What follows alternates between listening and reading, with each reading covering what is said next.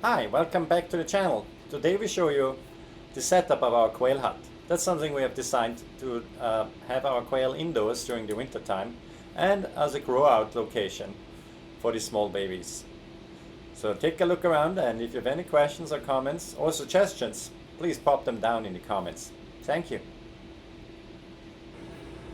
We decided to use the brand Quail Hut, which is producing those growing tents as an enclosure for our hatching time quail cages.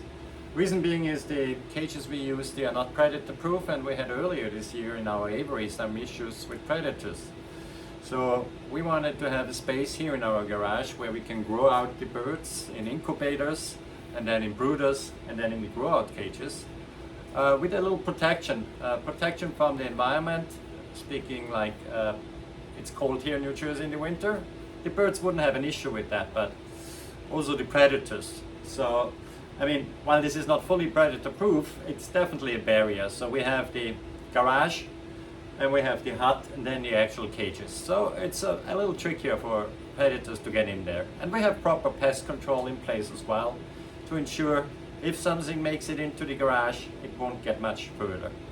But let's have a look how the quail live in here. As you can hear, you don't hear much right now because they're pretty happy in there. But of course the roosters, they are active every once in a while, so we should hear them throughout this video. One of the reasons we also have this quail hut is initially I had a self-built cage, and of course I give the quail a sand bath every once in a while, but also the dander and the dust from the food, it was everywhere in my garage, and I use the garage for other projects and storage, and you really want to have that contained. So I'm going to show you later also what we have done in regards to the ventilation system. I have the incubators in here as well, as you can see up here on top. I'm going to give you a closer look on that. Reason being is I used to have just an incubator in the house, in the basement, but I wanted to have a separate space for it where I also have climate control in place. So with the heat from the brooder and the actual birds, I have it already nice and warm in there in this grow tent. So this way the incubators don't have to work that hard. On one side here are the brooders and incubators, and here towards the left side, this is where I have the grow out cage. So let's take some close-up looks and go inside and see what's the setup about. Okay, as you can see, I'm like 6'4", I have ample space in here. Let's take a look what we got here. So we have here a brooder from Hatching Time, company who produces that stuff over in Turkey, I believe. On top I just improvised a little and built a rack on top, so I have some space for the incubator over the winter time, so they don't have to work that hard, as mentioned early on. I do have cage cards in place and labels for the incubation process, so I know which eggs are where. And yeah, the water system, it comes from the outside. I'm going to give you a close-up look on that. I'm able to pump in water into the tanks, so I don't have to manually refill them. So especially that becomes in handy for on top here, because I don't really have an option to manually fill it there. So I got some piping from a Quail supply company. Did some connections here, got a little pump, and have that connected outside, and I just plug it in or plug it out as I need it to refill the water tanks there. Very handy dandy system. So technically could do that remotely as well if I'm on a camping trip somewhere and I have somebody just coming to check on the quail and feed them, and the water level. I have a camera here on the left and on the right to see what's going on in here when I'm not around.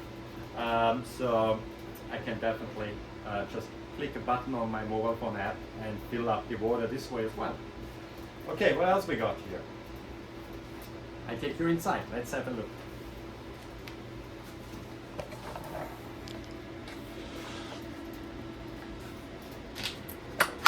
Whoopsie!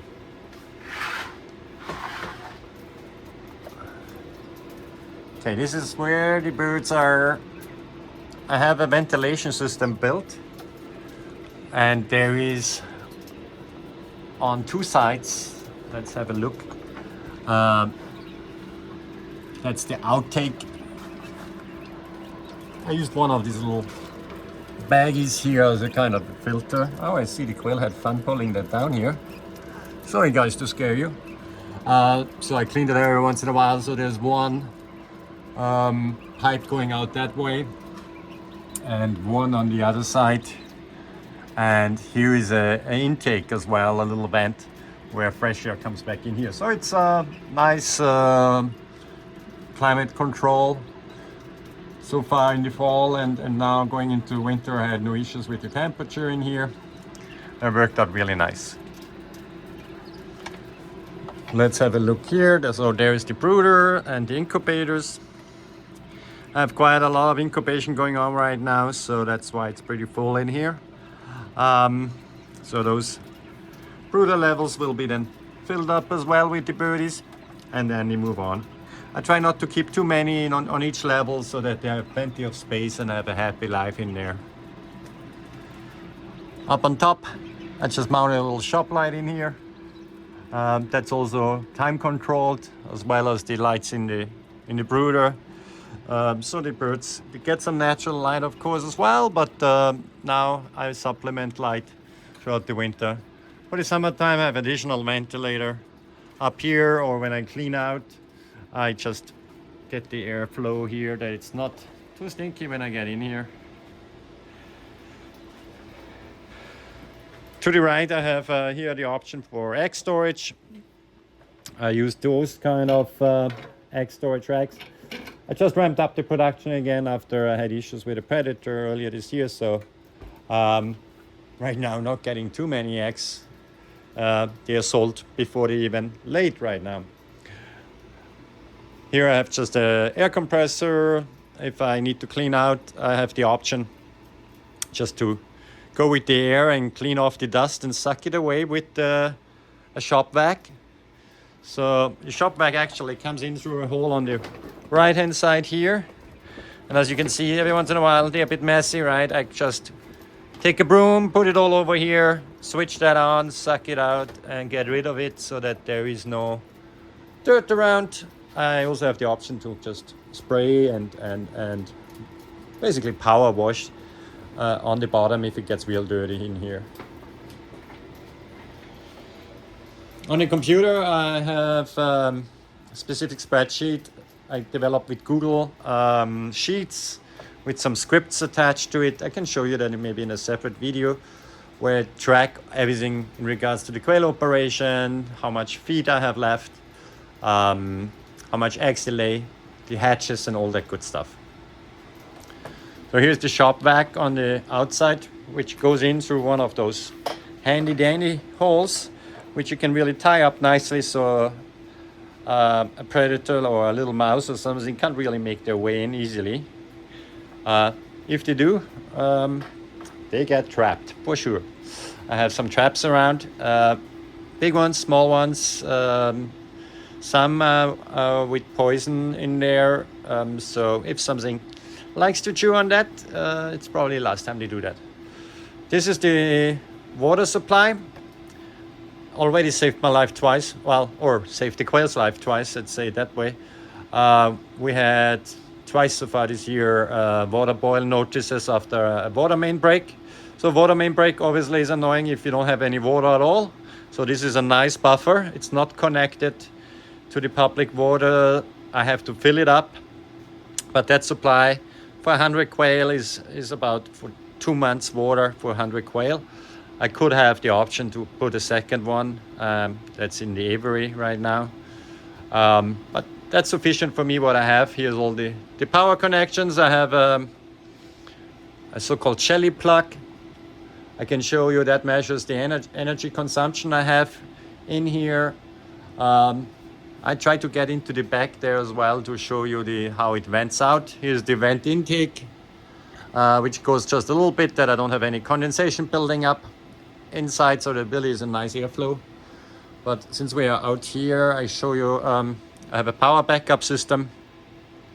So it's charged from the main power, but for example, the incubators If I have them on this rack here in the summertime or inside, the incubators are actually connected to that. So I have issues here every once in a while that we lose power, and I don't want the incubation process to be impacted. So this way, this buffer here, it's 2 kilowatts, so it can keep the incubators running for several hours if need be, without starting any generators and things like that. Okay, just a small water for washing hands or filling up for the chicks, the initial water sinks. Plenty of cleaning supplies as we need them. I've built our own big incubator as well out of a wine fridge. Works pretty well. I got 80% hatch rate out of it with a couple of 100 eggs, so that's pretty nice. Have some extra heat lamps here if I need them, but for the brooders right now I don't. I have here the ready to be picked up kits for my rental program. If you haven't have a chance yet to check out the website, check it out, rentahatch.com. So either when you have chicken or quail yourself and you want to do a rental program like that, check it out. Or if you want to hatch your own quail, check it out. If there is somebody in your area, I'm in Bridgewater, New Jersey, you can book your experience that way. So now let's see if we can get into the view of the back here. I hope you can see there's some ducting I did with some materials I had laying around. So there's one pipe going out to the window and there's a little vent on it. And there's a second one on the other side. So there's 2 intakes you see here. Well, it blows it out through the window actually. So it's a outtake. Well, this is the outtake, right? I should cut out that. Should cut that out of the video. But anyway, you know what I mean, right? What else we got? Some extra incubators for the rental program here. More cleaning supplies. Dehydrator. That one I'm really happy with as well for dehydrating quail parts. Yeah, here's a bit of a mess when I make videos and stuff. And here is just a stand what I have for when I do a garage sale or if I go to a flea market with some of the products. But also, for example, if a customer returns chicks for the rental program, they could buy a souvenir from their experience, like quail earrings, or we have different pet products in here as well, which are available on our store as well. So in regards to food, I don't like long ways. So here we have adult food is in here, and for the chicks in here, and some oyster shell in the blue bucket, and an extra vent when I do cleaning. I have that up here. Yeah, that's the tour of the hut. Very compact. It's nice. It doesn't, when they have a sand bath in there, it doesn't mess up the entire garage. I don't have any issues with dust or anything in the rest of the garage in here. Now in the winter, when temperatures drop, it's nice and cozy and warm in there. As you can hear, you don't hear much. That means the birds are happy. And yeah, if you have any questions, just let me know. Have you done a similar setup like this? I would love to see it. Maybe you can give me some ideas how I could improve things. But yeah, thanks for watching and have a good rest of your day.